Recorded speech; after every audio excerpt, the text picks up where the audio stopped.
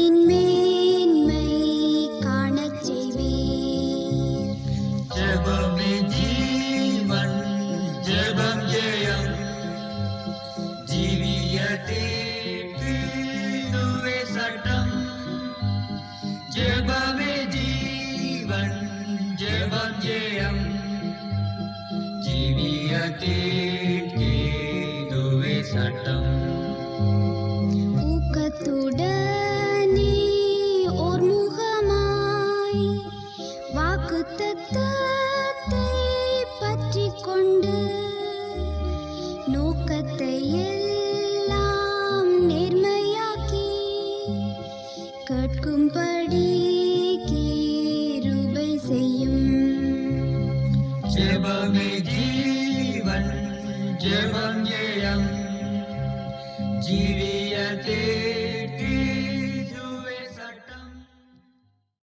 கர்த்தருக்குள் அன்பானவர்களே, அனுதினமும் கிறிஸ்துவுடன் தியான வேளைக்கு உங்களை அன்புடன் அழைக்கிறோம். இன்றைய தியானத்திற்கான வேத வாசிப்பு யோசுவா 24 அதிகாரம் வசனங்கள் 1 முதல் 14 வரை. தியானத்திற்கான தலைப்பு வாக்குரைத்தவர் உண்மையுள்ளவர். ஆகையால் நீங்கள் கர்த்தருக்கு பயந்து அவரை உத்தமமும் உண்மையுமாய் சேவியுங்கள். யோசுவா 24:14. விக்கிரகங்களை செய்து பிழைத்த ஒரு தகப்பனின் மகனாகிய ஆபிராமை தேவன் அழைத்து அவர் சந்ததியை கடற்கரை மணலத்தனையாயும் வானத்தின் நட்சத்திரங்களைப் போலும் ஆசிர்வதிப்பதாக வாக்குரைத்தார். அடிமைத்தனத்தில் இருக்க நேரிட்டாலும் அந்த சந்ததியை விடுவித்து வாக்கு பண்ணிய தேசத்துக்கு கொண்டு வருவதாகவும் கர்த்தர் வாக்களித்தார்.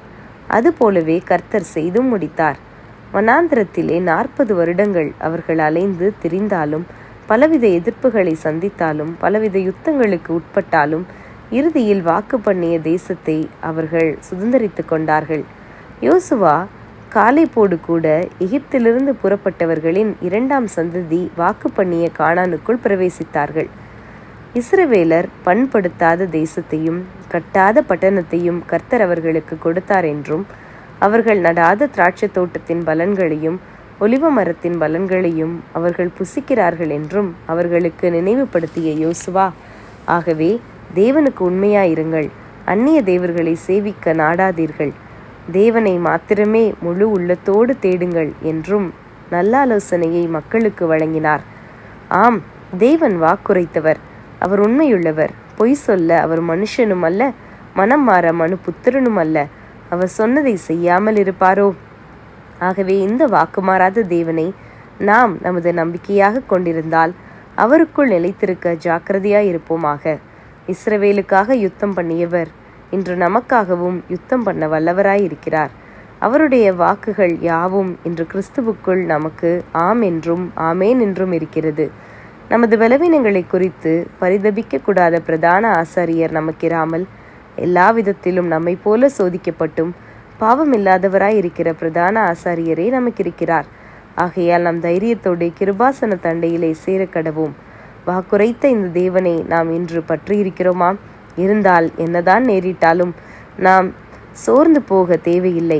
கர்த்தருக்குள் சந்தோஷமாயிருப்போம், அவருக்குள் தைரியமாயிருப்போம். அவர் வாக்கு மாறாதவராய் நம்மை தம்மண்டை நிச்சயம் சேர்த்து கொள்வார். ஜெபம் செய்வோமா?